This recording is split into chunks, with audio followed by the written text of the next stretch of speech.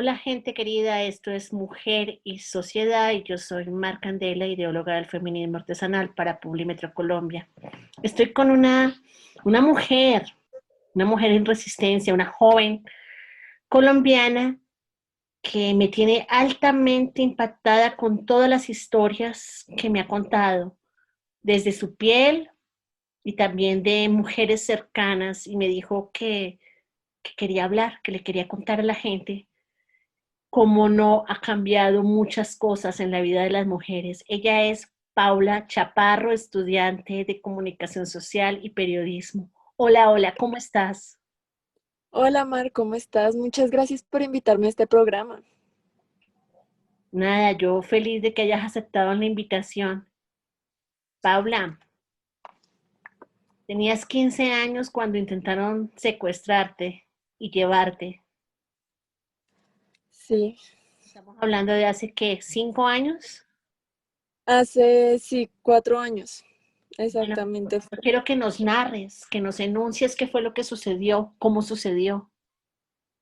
Esto fue una situación demasiado fuerte para mí, para mi vida, para mi seguridad. Lastimosamente me llevaron siguiendo, yo qué sé, una semana. Yo salía todos los días para el colegio por una vía y esa vía era muy sola a las 6 de la mañana. Y todos los días pasaba un taxi, pero pues uno piensa, bueno, sale a trabajar, no pasa nada, ¿sí? Hasta que un día este taxista se detuvo en una cuadra y empezó a gritarme obscenidades, a decirme cosas, groserías, a decirme que me iba a hacer de todo, cosas horribles. Y se empezó a masturbar. Esta vía era bastante larga y yo caminaba cada vez más rápido y lo insultaba y caminaba más rápido y lo insultaba y él se seguía masturbando y conduciendo. Cuando ya faltaba un tiempito para acabarse la vía, el tipo se bajó del auto mostrando todo, literalmente todo, y, y me agarró pues, del brazo, me empezó a jalar y intentó entrarme dentro del carro. Eh, yo creo que fue Dios quien me dijo qué hacer en ese momento, porque yo prácticamente ya estaba dentro del carro. Cuando yo vi el marco de la puerta del taxi y lo único que ocurrí fue, lo voy a patear. Y pateé el marco de la puerta con todas mis fuerzas y el tipo y yo nos caímos al piso. Al caernos al piso, yo salí corriendo. Yo no sé cómo actué yo, hasta tiemblo contándolo. Yo no sé cómo fue que llegué tan rápido y logré llegar al colegio, a la vía principal y empecé a gritar, ayuda, ayuda. Y salí corriendo. Cuando miré hacia atrás, el carro ya iba lejos, el carro ya estaba bastante lejos y ya ni siquiera las placas se le veían. Yo llegué al colegio, llegué llorando, hablé con coordinación, con orientadoras, con profesoras y resulta que en mi barrio se estaban desapareciendo niñas como de mi edad y en ese tiempo desaparecieron, no me acuerdo si fueron 2 o 3 niñas, nunca me dijeron sus nombres, nunca me dijeron quiénes eran, que porque los padres habían decidido eso, pero se sabía que se habían llevado para, pues, habían desaparecido sencillamente y que las descripciones de las desapariciones habían sido muy parecidas, que un carro paró y se las llevó. Tú me comentabas en la preentrevista que hubieras deseado recibir más información sobre este tipo de cosas en la adolescencia y en la infancia, estar preparada para cosas así. ¿Por qué lo dices? Mm, Pasé 6 meses de mi vida sin poder salir sola a la calle, con miedo de qué iba a pasar conmigo, qué iba a pasar en mi situación, qué iba a vivir. Me daba miedo hasta ir a comprar un dulce, sencillamente tenía mucho pavor y no sabía, no entendía ni siquiera por qué era, duré mucho tiempo de mi vida culpándome y creyendo que era mi culpa, pensando que era yo la del problema, que algo debía haber hecho para que me hiciera todo eso y que por eso debía tener más cuidado a la siguiente. No fue sino hasta que hablé con las orientadoras que me dijeron, no fue tu culpa, no es todo eso, pero es algo muy difícil de entender y de asimilar, ¿sí? Yo tomé algunas clases de defensa, aprendí a pelear, aprendí a luchar y esto fue más que todo lo que me ayudó a tener paz y a entender que no era mi culpa y que la sociedad necesita más información, necesita entender que no es como te vistes, no es lo que haces, sencillamente puede pasar y tú tienes que saber defenderte. Entonces, ¿tú le recomiendas a las adolescentes que aprendan defensa personal? En parte creo que ¿Deberíamos sí. todas formarnos en defensa personal? En sí, creo que todo el mundo debería saber defensa personal porque nunca sabes cuándo venga el peligro a la vuelta de la esquina. Siendo joven, niño, viejo, hombre, mujer, lo que sea, gay. En la narrativa tuya, cuando hablábamos de todo esto, me decías como, Mar, yo quiero contarle a la gente, porque quiero que muchas jóvenes nos pongamos alerta, nos unamos más, luchemos más en contra de este flagelo. Tú contabas historias, tú hablabas, por ejemplo, de una niñita, una amiguita tuya que ha tenido que soportar todo tipo de violencias en su casa generacional. Su abuela soportó maltrato, eh, su madre soportó maltrato de parte del abuelo y ella también, el abuelo también muchas veces llegó a estrellarle su cabeza contra la mesa, no sé, no recuerdo bien. Yo quiero que nos narres esa historia, por favor. Pues sí, esto le pasó a una amiga mía muy, muy, muy cercana.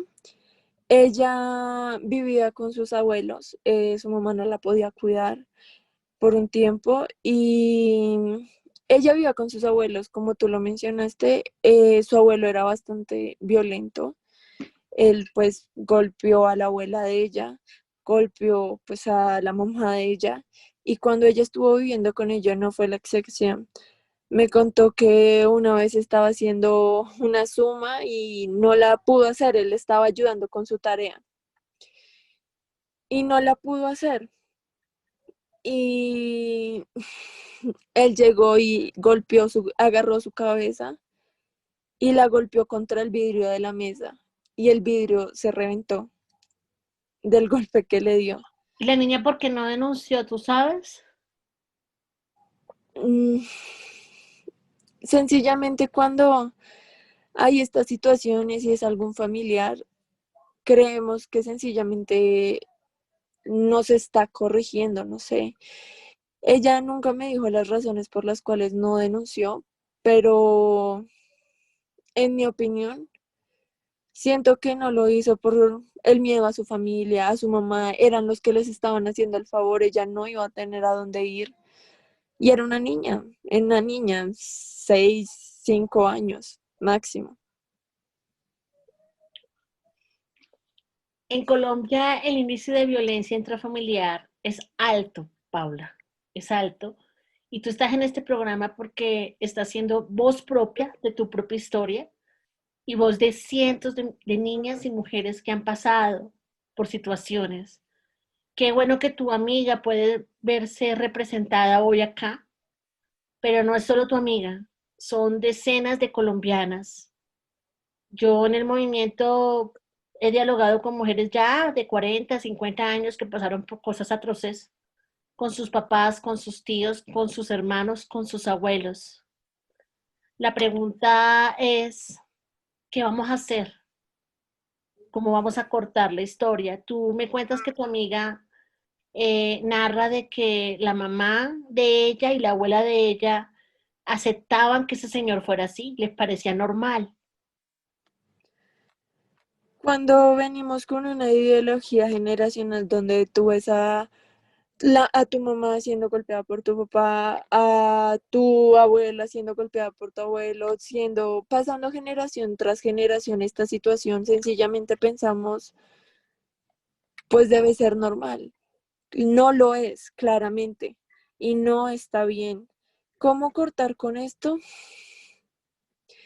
Denunciar por aquellos que no desearían hablar, no sé, de hacerlos entender, pero a este punto de la vida ya es muy grande, ya el señor es un viejo, viejo y ya no ten, dicen que no tiene caso. Sí, él no tiene caso. Y por lo que me cuentas, está muy mal de salud y no va a poder seguir haciéndole daño a nadie. Pero hay muchas personas, adultas mayores, que tienen que soportar todavía a hombres adultos mayores en esa situación. Hace 20 días una mujer me escribió contándome que el abuelo estaba manoseando a la nieta de 4 años de edad. Y me tocó asesorarla para hacer la denuncia. O sea, realmente esto está pasando. Todavía las mujeres tenemos que vivir con miedo y yo quiero pues agradecerte que estés contando esto porque como tú lo dices, se normaliza la violencia de generación en generación, se cree que está bien. Tú me decías que te sentías muy sola en tus temas, que tú sentías que era como una excepción lo que sucedía, que ha sido muy complicado entender que no es una excepción. ¿Por qué ha sido tan difícil entender que no es una excepción, que nos pasa a muchas? Ah, la verdad no te sabría decir sencillamente, uno muchas veces no entiende las cosas, uno muchas veces solo deja que fluya. ¿Qué has hecho tú para avanzar? O sea, un intento de secuestro. ¿Has estado en una zona de la ciudad donde niñas de tu edad se perdieron, no se supieron de ellas? Tú decías en la preentrevista que tristemente no podías decir que estabas rodeada de hombres buenos porque lo que veías a tu alrededor decía todo lo contrario. ¿Cómo has hecho para tener una vida afectiva saludable, para ser una universitaria activa, para mantenerte, como se dice, parada frente a las circunstancias? Durante toda mi vida no he tenido muchas representaciones paternas. Siempre he sido rodeada por mujeres y las pocas representaciones varoniles que he tenido han sido bastante malas. Pero realmente uno se da cuenta que en esta vida solo existen dos clases de personas, las buenas y las malas, independiente de que sean hombres o mujeres. Y aprendes a dejar todas esas malas personas atrás. Eh, Continué con mi vida y encontré personas maravillosas, hombres maravillosos. Mi pareja actual, es un hombre muy maravilloso, es alguien increíble, que de esos que uno dice como, estos donde los fabrican que ya no se ven mucho, algo así. Y ahí es donde uno marca la diferencia, entiende que si dejamos estas cosas atrás, que si dejamos este rencor, este odio, esta generalización sobre los géneros, si no entendemos sencillamente que en este mundo no hay gustos, no hay leyes, no hay nada que nos diga, sencillamente están los que de corazón son seres muy buenos y los que sencillamente son malos, sin A mí, importar su crianza. a mí me encanta escucharte porque te veo sana y es muy difícil ver mujeres sanas después de pasar por tantas cosas. Y eres muy joven y te invité porque siento que muchas jóvenes tienen que escucharte porque las mujeres necesitamos escuchar a otras mujeres, saber que no estamos solas. Discrepo contigo, no es que todos los hombres sean malos, no, no es cierto, no todos los hombres son malos, hay hombres muy buenos, pero esta violencia que tú y yo vivimos y que cientos de mujeres viven y millones de mujeres viven alrededor del mundo sí tiene que ver con el género, Hmm. sí tiene que ver con que somos mujeres y nos consideran su objeto de su No sé, pertenencia. nos consideran vulnerables. También, Somos algo, somos una sociedad que a pesar de las mujeres somos, que a pesar de que durante tanto tiempo hemos agarrado fuerza, hemos agarrado voz, hemos agarrado voto, igualmente nos siguen considerando algo vulnerable y es cierto, pero seguimos siendo fuertes y seguimos siendo unidas y entre más nos unamos y con más fuerza estemos, más vamos a lograr avanzar. De eso se trata, Paula. Se trata de que tú hoy estás en un programa que se llama Mujer y Sociedad para que muchas mujeres y hombres que te escuchen se den cuenta que existen mujeres ave fénix, esas mujeres que nacen una y otra vez desde las cenizas. Una y otra vez tú fuiste calcinada por la violencia, viviste cosas que no tenías por qué vivir y no solo eso, fuiste testigo de lo que otras vivieron. Y aquí estás, me cuentas que algunas de tus amigas no están, me cuentas que algunas de tus amigas todavía no lo han superado, que no han podido rehacer su vida, no han podido reconstruirse. ¿Por qué crees que unas mujeres pueden y otras no? Cada ser humano es totalmente diferente y cada ser humano es más frágil o más fuerte que el otro. Yo en mi caso personal no juzgaría nunca a una mujer que decide, que no decide, sino que no ha podido salir de ese dolor. Sencillamente, en mi caso personal, yo decidí limpiarme las heridas, secarme un poquito y decir, no, no voy a tener miedo, no, no voy a dejarme ultrajar, no, no voy a permitir esto. Sencillamente dije, no más. Y me levanté y dije, soy una mujer, soy fuerte, me voy a aprender a defender y no voy a odiar nada de lo que pasó porque esto me hizo sencillamente más fuerte. Lo que pasa es que el reto actual es que seamos mujeres sin miedo a pesar del miedo.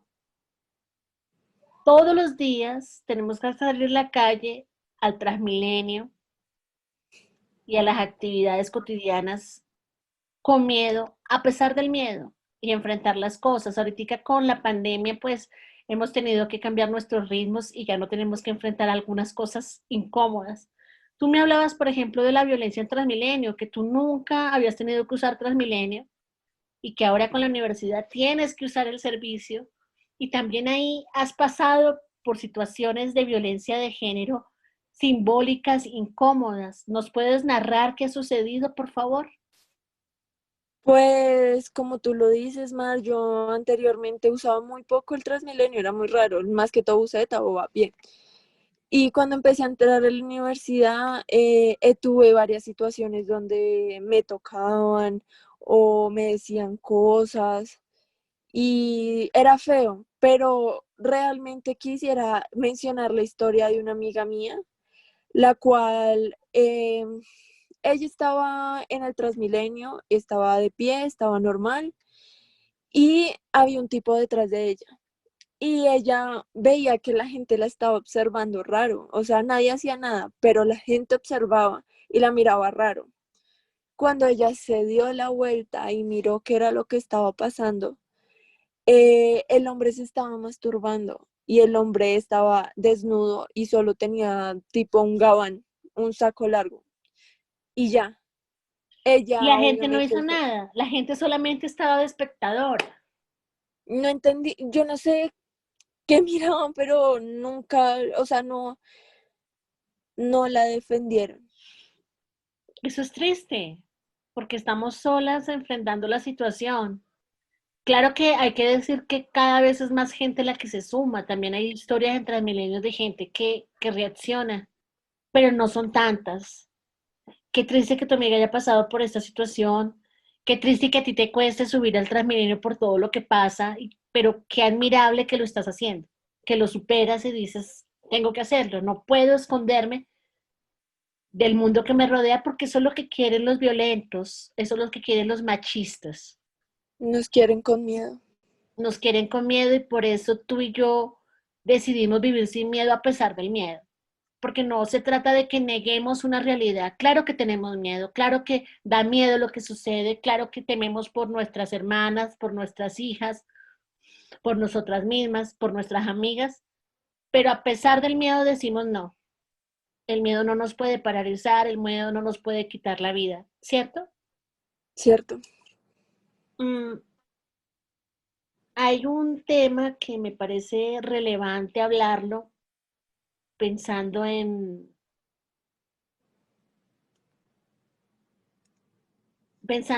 la construcción social para las mujeres desde las realidades cotidianas, desde las realidades cotidianas. Tú has estado en barrios donde has vivido que desaparecen las mujeres, las niñas, las jovencitas. ¿Qué crees que ha hecho la alcaldía local frente a este tipo de flagelo? Por ejemplo, la alcaldía local de ese barrio, ¿qué hizo en su momento? En su momento lo máximo que se vio fue una patrulla pasando de vez en cuando, unas motos de policía pasando de vez en cuando, pero algo realmente que uno diga como "Uf, se vio el cambio y se vio eso, no.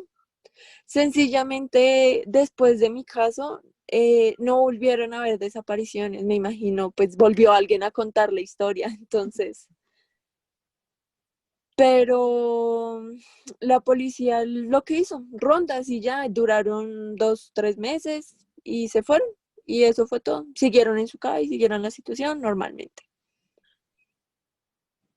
¿Cómo ha cambiado tu vida desde entonces? ¿Qué crees tú que te quitó esa situación y que no va a regresar? ¿Y qué crees que te dio esa situación que nunca más vas a dejar? Porque las situaciones nos dan y nos quitan. ¿Qué te quitó y qué te dio? Pues realmente me diría que me quitó parte de mi inocencia. Yo tenía ya 15 años, pero yo jamás en mi vida había visto la parte interior de un hombre. Jamás había tenido que vivir eso. Yo, de hecho, estaba recién mudada a Bogotá. Yo venía de otra ciudad, era un pueblo prácticamente. Y ver un Y, pene a los 15 años de sorpresa, eso es una cosa aterradora. y no cualquier pene, sino sencillamente el de un hombre. Era un hombre gordo, era un hombre feo, era un hombre calvo, con barba. O sea, horrible, era totalmente desagradable. Claro, tenías no solo miedo, tenías también asco. Claro, yo me desperté tantas noches, yo no entendía, duré mucho tiempo sin, yo quedaba como, ¿qué es esto? Y eso te ocurrió hace 4 años y sabías que sigue ocurriendo. Sí, y a niños menores que yo.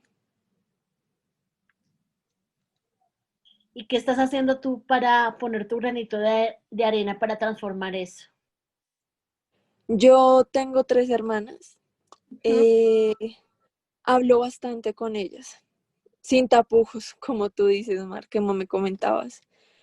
Obviamente no soy tan directa por cuestiones de mis papás, pueden haber problemas, pero sí soy directa y sí les digo, el mundo es malo, o puede, o no es malo, sino ¿Peligroso? puedes encontrar gente mala y puedes encontrar peligros. Por eso tienes que andar con cuidado, tienes que mirar hacia atrás, tienes que estar pendiente. Y yo sé que no es justo, no es justo tener que vivir así, pero realmente tú puedes sencillamente seguir y no tener miedo, pero no demostrarlo por lo menos. Caminar y saber por lo menos correr, gritar, saber qué hacer, qué es lo que está pasando. Mi hermanita tiene 9 años y yo ya le dije, tú puedes ir a un parque y a ti te puede acercar a alguien y sencillamente puede irse contigo. Puede Por eso llevarte. tienes que estar así, pendiente, con los ojos totalmente abiertos. O sea, tú no puedes cometer el error de alejarte mucho, eres una niña. Ellas al principio no les gustaba o decían como, ay, ya, como tú misma me dijiste. pero ya ahorita en este punto entienden.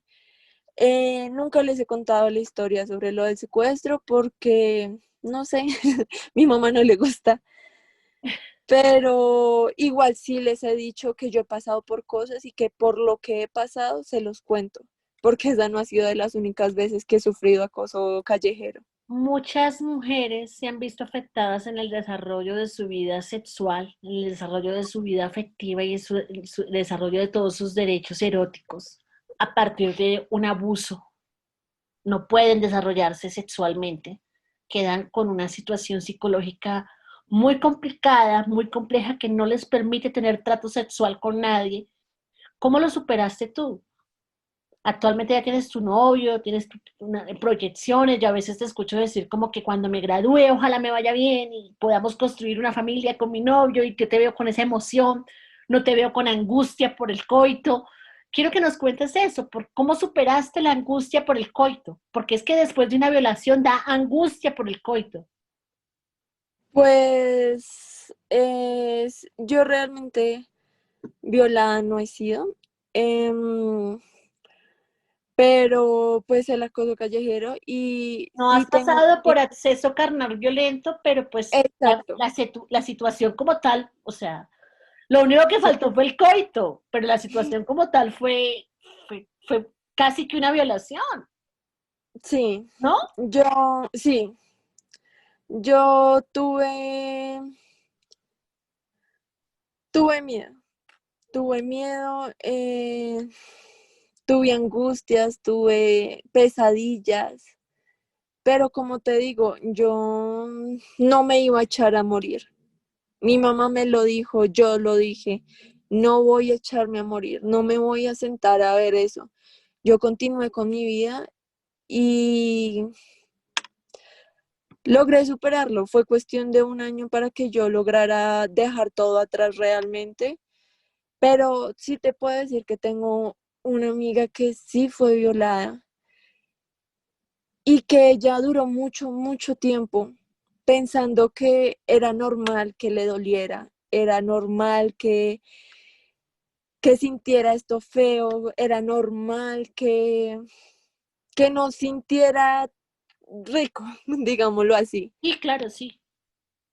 Cuando ella conoció a una persona que le dijo, oye, espera, yo quiero hacerte sentir bien a ti. Yo quiero que tú sientas que estamos bien juntos. Yo quiero que tú disfrutes más de lo que yo disfruto. Ella conoció que podía dejar todas estas cosas atrás y que todo lo que alguna vez había vivido no era así, que las relaciones no eran así, que resulta que no le tenía que doler, que resulta que podía hacer algo tan maravilloso y que resulta que podía disfrutar de su sexualidad con total tranquilidad.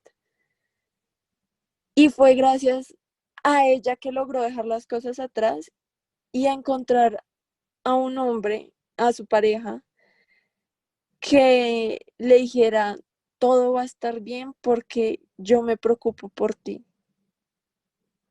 Y Paula, esto le hizo cambiar.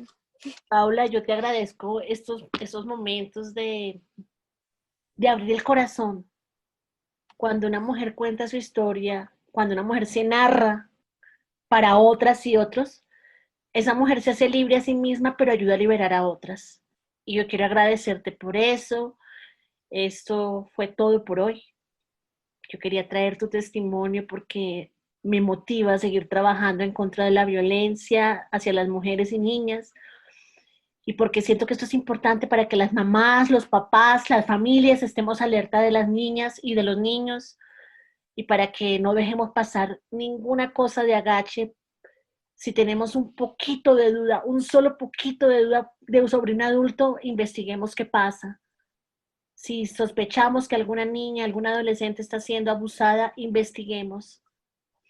Gracias, Paula. Muchísimas gracias. Esto fue todo por hoy en Mujer y Sociedad para Publimetro Colombia desde Feminismo Artesanal por mujeres putamente libres. Chao, chao.